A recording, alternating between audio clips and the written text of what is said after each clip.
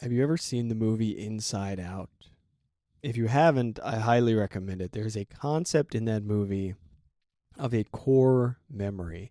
That is some experience that you've had that is so deeply set into your mind that it becomes foundational. It becomes a very important part of your personality, of the way that you view the world, of your perspective on the things that happen around you and the things that you are doing. I think it might be a slight exaggeration to say this, but not by much. And I think this is the best way to explain this to all of you. I have a core memory around cheating in video games. And I say it this way because it does have an impact on other elements of my life in a significant way. And it's not one specific instance. It's not a story that I can tell in terms of this person said this happened, that happened. It's more of a large blob of experience. But I played a lot of war strategies, which I think I've mentioned before on this podcast. I played a lot of war strategies, and I would cheat in the campaigns on these war strategies. I would cheat for resources. I would cheat for vision. I would use the WoW cheat code thing. I forget exactly what the code was in Age of Mythology. I think it was WoW to get those flying hippos that shoot rainbows. I would do these things so that I could beat the campaigns. And then one day, I went up against my brothers in a multiplayer match. I think this happened more than once, but I quickly realized that I thought I was better at these games than I actually was. I was not good at war strategies, but because I had beaten the campaigns, I thought I was all right at them. When I went up against my brothers, I was terrible, but I felt like I was better than I was. And I realized quickly that this was a result of the cheat codes. I was like, oh, I think I'm better than I am because I've done all this stuff, but I didn't actually earn any of it. And that really clicked in my head. And this was at a very young age. And I just learned this lesson on such a fundamental level. I don't know why it set in so hard for me, but I looked at it and I went, oh, when I use cheat codes, I don't get good at the thing. I don't learn the actual skill. I just become, I'm fooled. I trick myself. I think that I'm better than I am if I use a cheat code. I don't actually understand the foundations. I don't actually see how to do this. And this is a key part of it, I have less fun with it. I don't have as good of a time doing it if I've been cheating and not learning throughout this whole process. Now, there's a lot of frustration involved, and that's the other stuff that we're talking about in this episode. This is not just about cheat codes. This is also about shortcuts. This is about frustration. This is about all of these different things that relate to the experience of cheating and the way that it can make us not get good at stuff. And we'll just talk about cheat codes a little bit in games because I love a good cheat code. I love using cheat codes when they're being used in what I consider to be the right way, right? Something to enhance the fun of the game rather than to take away from your own skill development. And sometimes the skill development doesn't matter. It's not a completely black or white thing. But that's what we're covering today. I will also mention that this is our 100th episode, and I thank you for joining me for it. I'm not going to do any kind of full celebratory thing until we're done with the episode because we've not recorded 100 episodes until I get to the end of this recording. I'm your host, Chris. This is Game, Develop, Repeat. Thank you once again for joining me. Let's talk about cheat codes, shortcuts, and learning in general.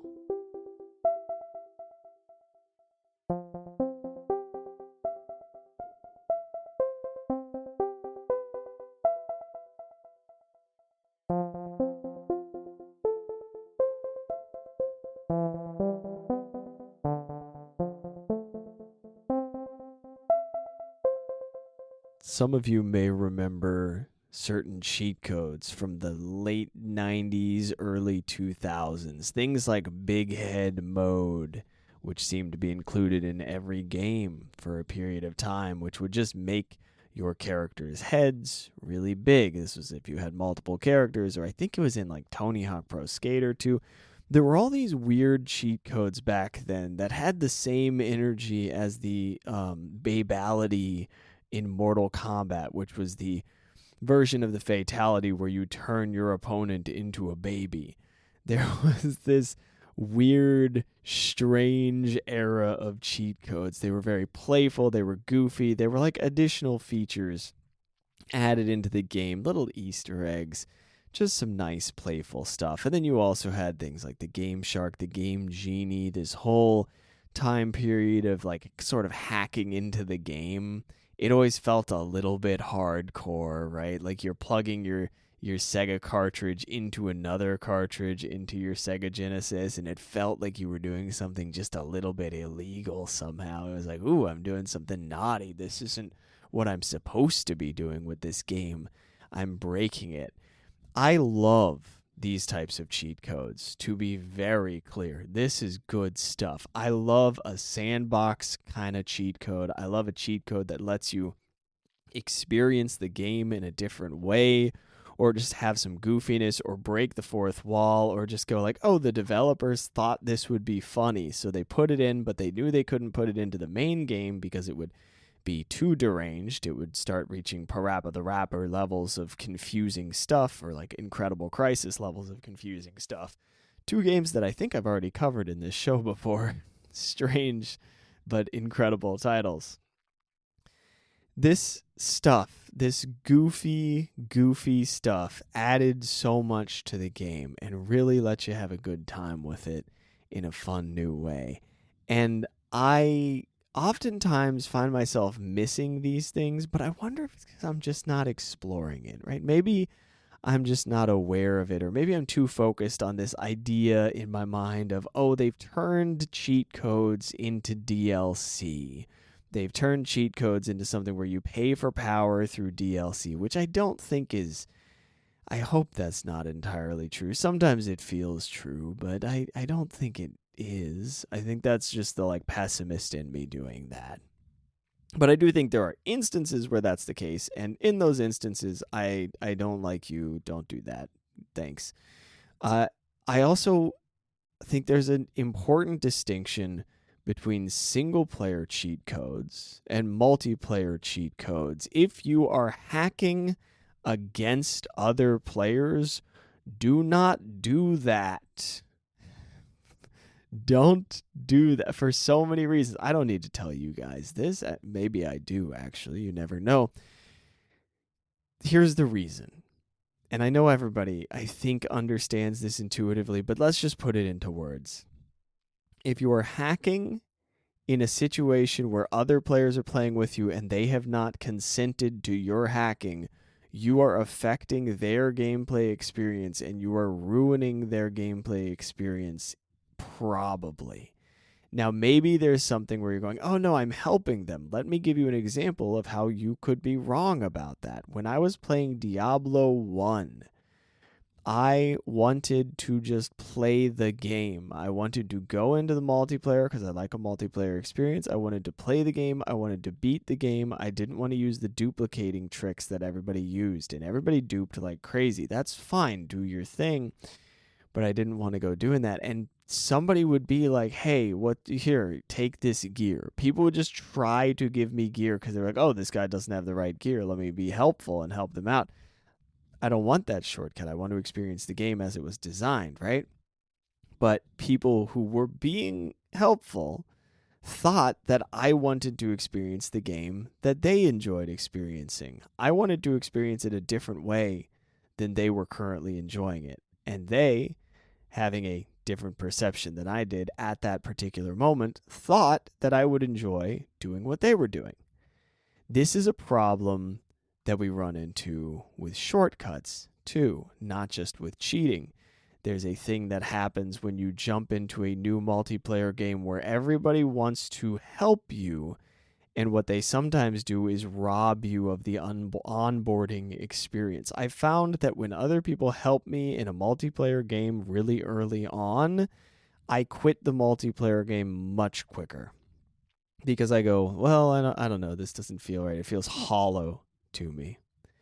And that's the danger in some cheat codes. There's some danger in single player cheating of making the game feel hollow, removing the challenge, removing the journey, removing the progression, and just turning a game that is supposed to be a linear experience into a weird sandbox-ish thing that's not designed to be a sandbox, and you're skipping through content and it's kind of odd and not that enjoyable. And like, most people know what they are or are not going to enjoy, but if you give the player a way to kind of scam the game and it's very efficient, they're kind of going to do it, even if it's not that fun. It's like, because you can be super efficient, you're kind of just going to, even if it's not the most fun way to play the game. It's so weird that we will optimize the fun out of the games that we're playing, right?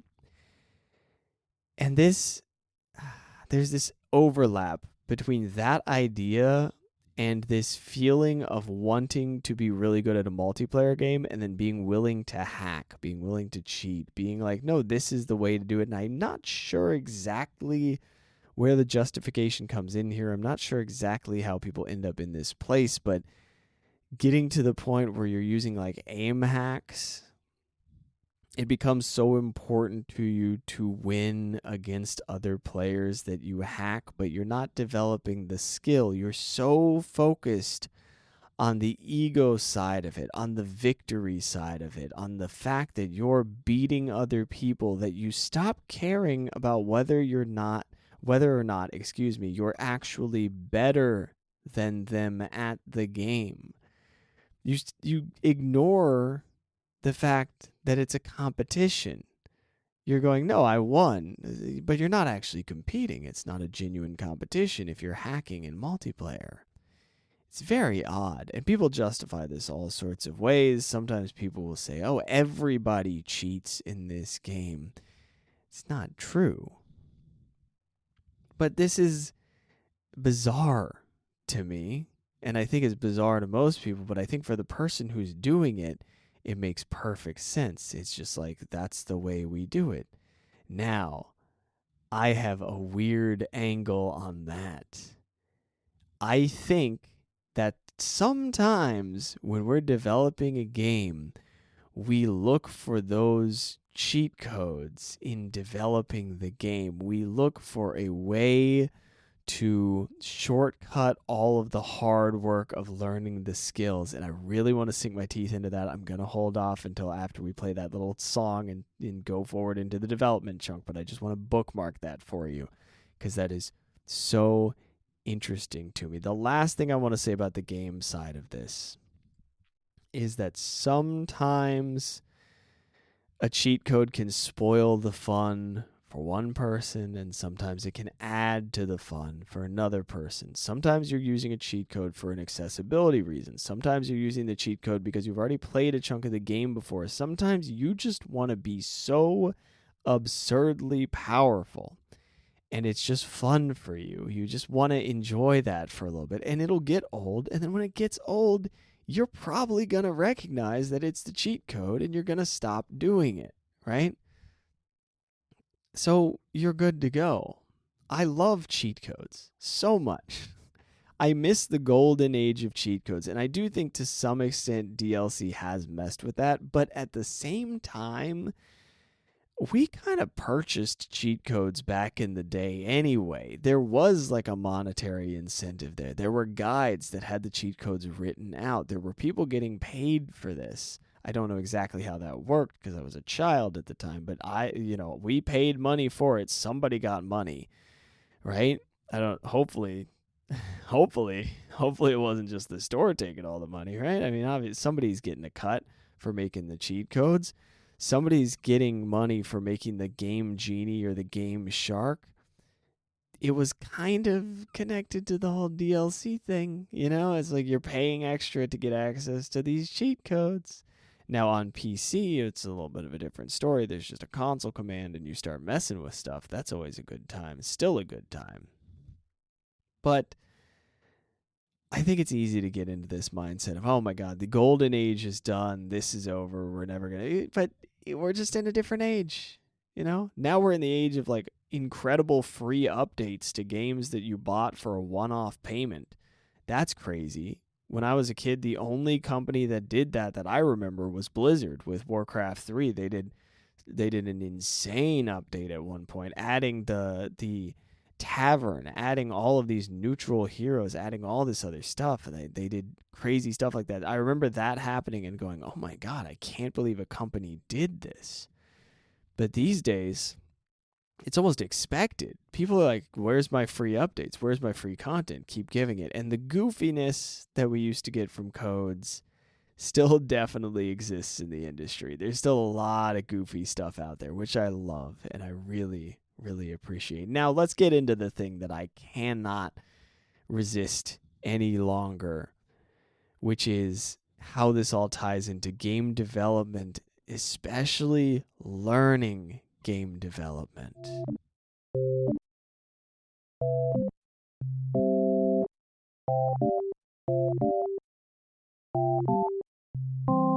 I had an interesting experience while practicing piano earlier this week, and it relates to this topic quite well. In fact, it is what inspired this entire episode, but it's going to take a moment. It's going to take just a little bit of setup for me to connect those dots, so please bear with me. I was playing piano, and I was doing something that I've had to do tons and tons of times on my main instrument, which is taking it slower. This is a common piece of advice when you're working on music for good reason.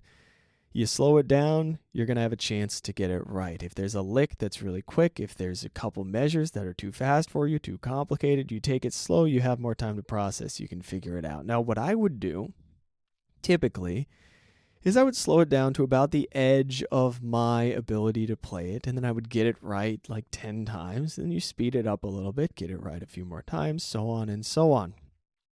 Okay, cool. That's the advice that I was given. Slow it down. So that's what I did. And that's great. It's fantastic advice. It is extremely useful. But something clicked or turned in my head the other day while I was playing piano. Something pivoted just enough for me to see a little deeper into this advice. Something said, hey, what if when you're taking it really slow, you take it slower than you need to, and you pay more attention to everything going on? Not just the speed, but everything. Really notice the scenery around you musically. Really notice every little detail of what you're doing and get to know this piece of music intimately. Notice the dynamics, notice the articulation, notice how your fingers are lining up with each other. Is one hitting just a little bit earlier than the other? How's the dynamic difference between the different fingers that are striking the piano? Are they hitting very evenly? Is your thumb hitting with more force than the other fingers? Get to know your own playing. And this was all a result of not focusing on the strict, exact advice that somebody gave me. Somebody told me to slow down, and I did, and I thought, this is the answer. This is where we tie it into game development, right here. This is the key moment. Somebody gave me an answer, and I said, that is the answer to my problem. But they can't see inside of my brain. They don't know my problem as fully as I do. And even if they do, there's no guarantee that they're going to be able to communicate it effectively to me, or that I'm going to be able to receive that communication effectively. And the point I'm really making here is that somebody offered me a shortcut, and I took it, but I didn't explore the shortcut. Somebody told me, hey, you need to slow down to learn this. And I said, okay, slow down. That's the solution. I'll just slow down. And then I just slowed down. I did not explore the experience of slowing down. I did not look at all of the angles of why slowing down is helpful. I didn't feel it out. I didn't do everything that I needed to do to learn about this tool that they gave me, because I looked at it and I said, that's the cheat code. That's the shortcut. That's the trick to make everything smooth. And in game development, there are so many people who are asking for an answer to all of their problems. And there are so many people who are willing to give answers to all of your problems. I don't know what engine to use. Just use Godot. That may not be the answer to you. You may not know why they're recommending Godot. And then you jump into Godot and you go, oh, this is great. I guess. I don't know. It's kind of not working for me. It kind of doesn't make sense to me, but this is what I was told to use. And then you don't explore why it's not working for you. You don't explore why it's not making sense to you. You don't explore what it is about it that works, at least not for you. Like, you don't explore the engine on a personal level. Potentially. Who knows? You'll get told to use this specific language, but the things that make that language good are like not things that you're necessarily even benefiting from or exploring or whatever. It's somebody else's perspective. There are so many things in game development where you've got to figure out your own style too. With game design, I mean, my God, you could be brilliant at writing a non-linear story and everybody could be telling you like, oh, you have to focus on this thing first. But maybe you need to explore something a bit different. Maybe your mind works a little differently than theirs does. Maybe the set of experiences that you have bring you to a different place, right? And if they give excellent advice, incredible, wonderful, useful advice, maybe what you need to do is take the advice and expand on it. Don't just look at it and say, this is the answer. And so many people in this audience are probably listening to this and going, yeah, of course. Don't just go, oh, that's the answer.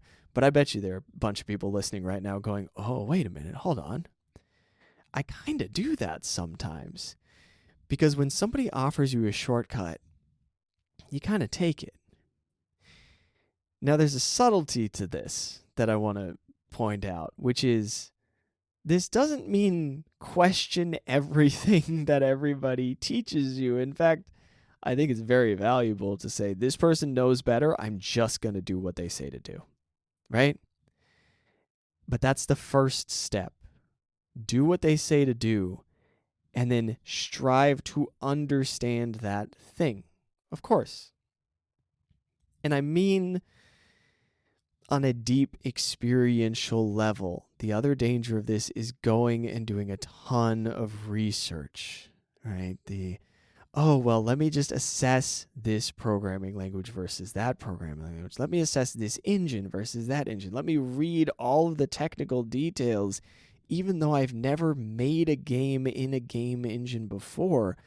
So I have no felt sense of whether or not these details matter to me. No, go in there and get a feel for it.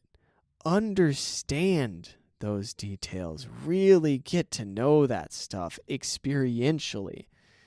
You can't understand things just by listening to a list of shortcuts that other people are giving you, just by listening to the secret to whatever thing it is that you want to accomplish, just by hearing out a whole bunch of tips. You've got to explore them. You've got to get to know them. And there's a joy in this. And this is the thing that I really noticed when I was working on this piano thing the other day. I was playing and I was like, what if I really lock in and pay attention to every little detail while I'm playing this at a slow tempo? And this was not an exciting piece. I was working on some early Sherney stuff, which if you know anything about that, it's going to show you that I know very little about piano in terms of reading sheet music. I'm very bad at piano sheet music. I was working out of a beginner's book from a very, very old composition, from a very old composer, I should say, excuse me. And it was incredible. I was working on it.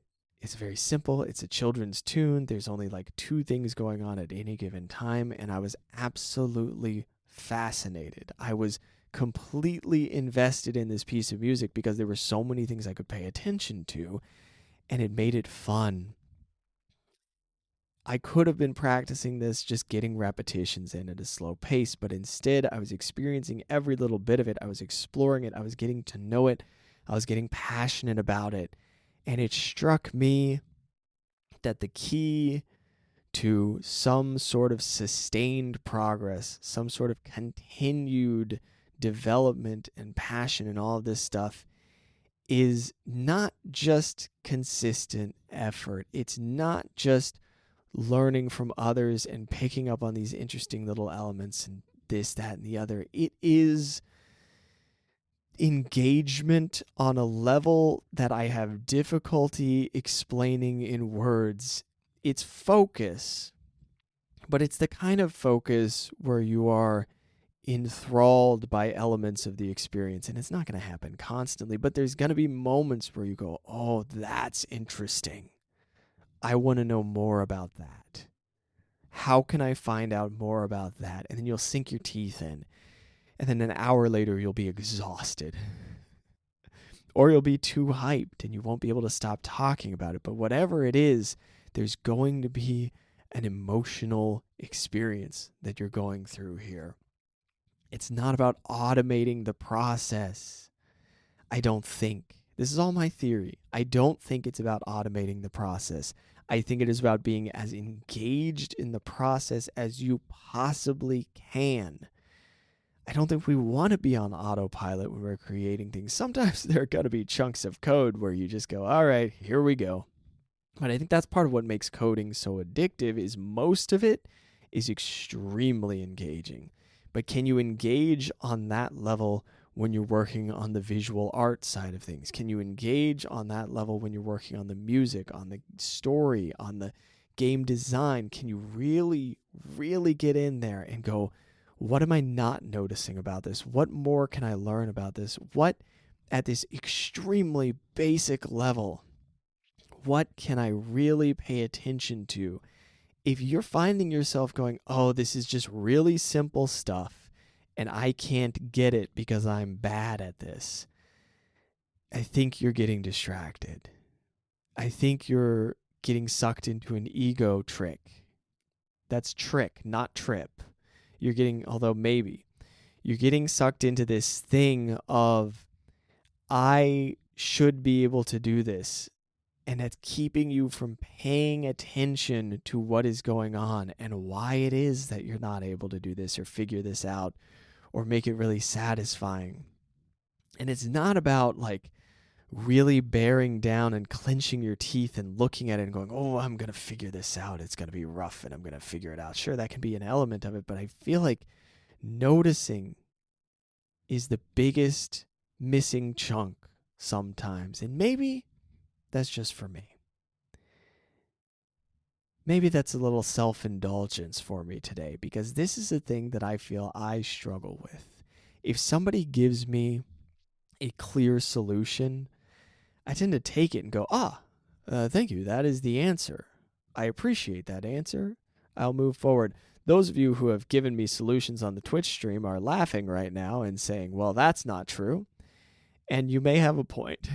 You might be right. But there's a thing in my head that clicks. As soon as I accept a solution, that's it. I stop exploring it internal. I just go, oh, that's the solution. Okay, cool. But if I can just let myself have a little bit more curiosity about it, I think that could be nice. I think that could be really useful because I think I'm rushing through these moments of success, rushing through these moments of, oh, I found something interesting. I learned something interesting. And I don't want to rush through that. I want to sink my teeth in there and enjoy it and learn about it and see how much further we can go there and lean into the joy. Because when I'm just rushing through those moments of victory, because I'm trying to get out of the painful part, right? And so then as soon as I get through the painful part and hit the success, I go, okay, great, let's keep going because I got to get away from that painful part. But I'm no longer in the painful part. I'm just rushing straight into the next painful part. Take a moment, savor the success, savor the joy. That's basically my thought on this. I think we're looking for cheat codes. I think we go online and we say, what do I do? and other people tell us what to do, and then we do it, and then we go, why didn't I succeed? And it's like, because you only did exactly what other people told you to do. You didn't explore your own process. You didn't explore your own creativity. You didn't explore how this works. You didn't explore the code. You didn't get to know it. You didn't fall in love with it. You didn't figure out what it is that you're actually making. And I just think that that's interesting. And I don't think that what I've said is a clear-cut 100% accurate statement. I think I'm getting passionate. I think I'm being self-indulgent here, but forgive me for being a little bit self-indulgent at the end of the 100th episode of this show. Congratulations, everybody. And I say everybody because it's really not me. It's been this community. It's been incredible having everybody join in and show up on the Discord and show up in the Twitch and chat with me and teach me things and keep me going on this. There have been weekends where I am up at 3 a.m. on a Sunday running on freaking no sleep because I'm like having trouble with my sleep schedule or whatever other thing, because that's the thing I struggle with. I'm up 4 a.m. finishing an episode that needs to post 4 hours later just because I like doing this. And I want to keep it going, and I want to have one out every week, and I want to be consistent for you guys. And there are weeks where I would not have put an episode up if I didn't know that you were there waiting for it, going, oh, that'll be nice. You know, maybe maybe it's a nice part of your day. I hope it's a nice part of your day. I hope it's a nice part of your week. And I can't tell you how grateful I am to have an audience that is willing to sit through that impassioned, bizarre rant on piano and game dev and education. And I really do hope that it's adding some value to you and keeping you going on your game dev journey. Now, I've still got one more segment to close this out, but it's just a quick question and me saying my goodbyes and promoing. So I'm happy to say that we have made it. We've done 100 episodes.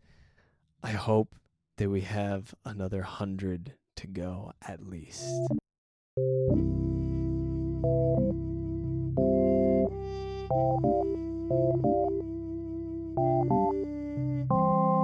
One question for you today.